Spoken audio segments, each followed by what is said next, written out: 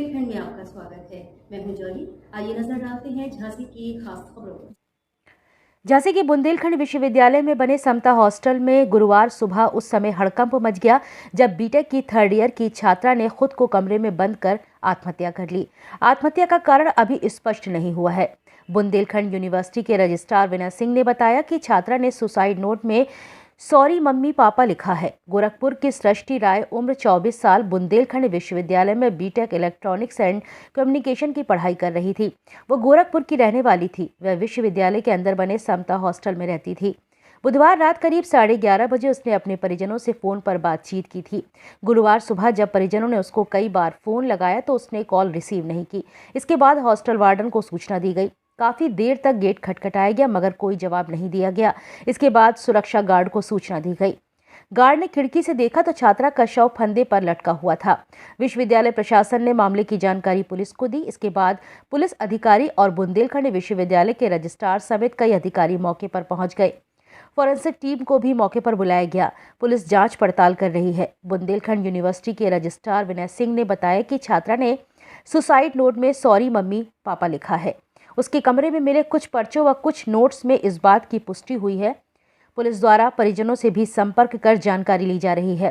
साथ ही छात्रा की करीबी छात्राओं और मित्रों से भी पूछताछ चल रही है।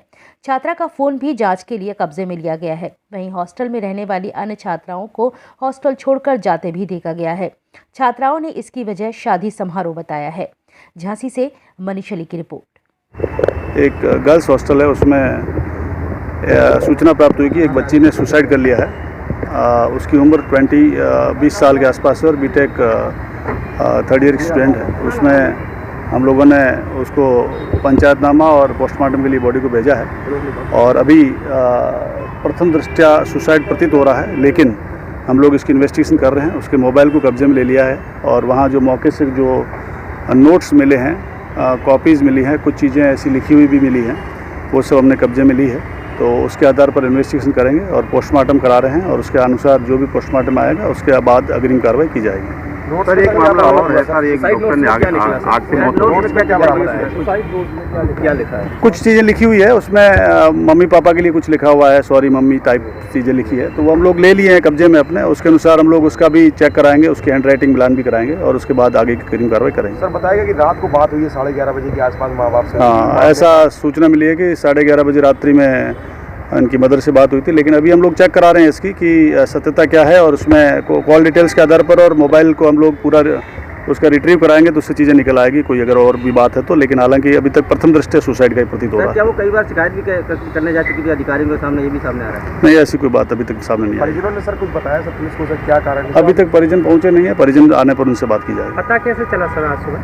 वो यूनिवर्सिटी से ही सूचना मिली है, हॉस्टल से ही। Thank you.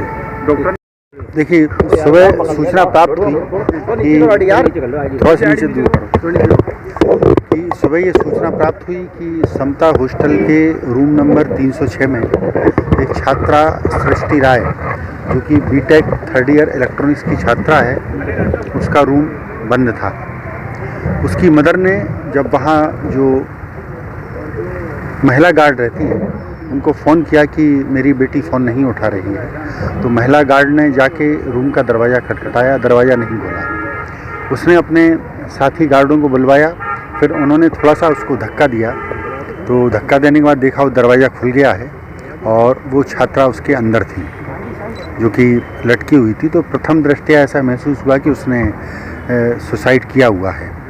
जब ये सूचना की गई तो विश्वविद्यालय के नियमानुसार जो प्रोक्टोरियल बोर्ड है, सभी गर्ल्स हॉस्टल के वार्डन्स वहाँ गए, हमारे रजिस्ट्रार गए, अन्य प्रशासनिक अधिकारी गए, पुलिस को सूचित किया गया, फॉरेंसिक टीम की वाइफ पुलिस प्रशासन आया और उसमें एसएसपी साहब भी आए, डीआईजी साहब भी आए और उनके द्वारा बॉडी को पोस्टमार्टम के लिए ले जाया गया है।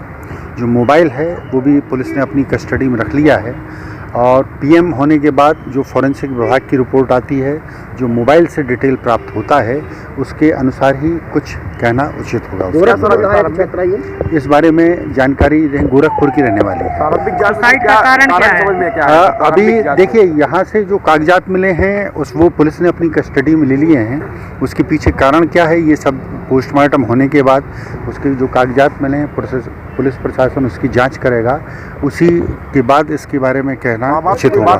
परिजनों से इसकी कोई बात हो पाई विश्वविद्यालय अधिकारियों की? देखिए जहाँ तक उसकी जो साथी छात्राएं हैं उनसे जो बातचीत हुई है और उन्होंने बताया है कि वो छात्रा कम मिलती जुलती थी, कम बातचीत करती थी, बहुत अच्छी वो छात्रा थी और ये जो घटना हुई है अत्यंत दुर्भाग्यपूर्ण है और ये पूर्णतः हम सभी पूरे बुंदेलखंड विश्वविद्यालय के परिवार को बहुत संवेदनाएं हैं, दुख भी है इस चीज़ का।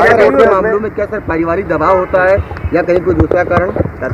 अब इस बारे में कुछ कहना अभी बहुत जल्दी हो। आपके परिवार से वो मिलना चाह रहे हैं, शिकायत करने नहीं देखिए अभी जो हमने प्रथम दृष्टया जो वार्डन से बात की है, हमारे रजिस्ट्रार से बात की है, प्रोक्टोरियल बोर्ड से बात की है, उस छात्रा ने किसी भी प्रकार से अपने वार्डन्स को या इलेक्ट्रॉनिक्स के जो टीचर थे उनको सूचित नहीं किया था कि मैं किसी तरीके से परेशान हूँ, मुझे अन्य कोई छात्रा परेशान कर रही है। इस बारे में कोई हमको अभी तक कोई रोल नंबर उसने लिखा है पूरा। हाँ दबाव था उसके ऊपर एग्जाम से नहीं, इस प्रकार की कोई हमको सूचना प्राप्त नहीं हुई है।